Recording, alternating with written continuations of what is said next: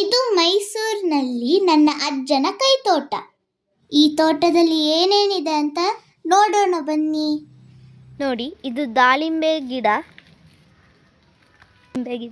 ಹೂವು, ದಾಳಿಂಬೆ ಹೂವು ನೋಡಿ, ಇಲ್ಲಿ ಬೀಜ ಬೀಜ ಥರ ಇದೆ.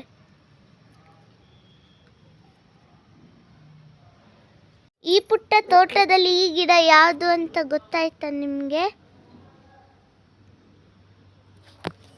ಇದು ಲಿಂಬೆ ಗಿಡ. ನೋಡಿ, ಲಿಂಬೆಕಾಯಿ ಬೆಳೆದಿದೆ. ನೋಡಿ, ಇದು ಅಣಬೆ ಅಂತ ಹೇಳ್ತಾರೆ. ನಮ್ಮ ತೋಟದಲ್ಲಿ ಬೆಳೆದಿದೆ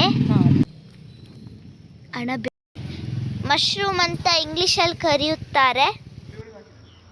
ಈ ಪುಟ್ಟ ತೋಟದಲ್ಲಿ ಯಾವ ಯಾವ ಗಿಡಗಳಿವೆ ಅಂತ ಗುರುತಿಸಿ ಹೇಳಿ.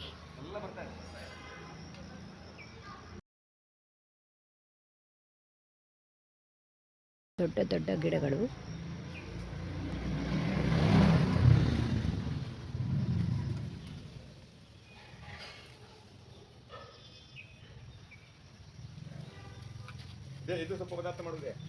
ಯಾವುದು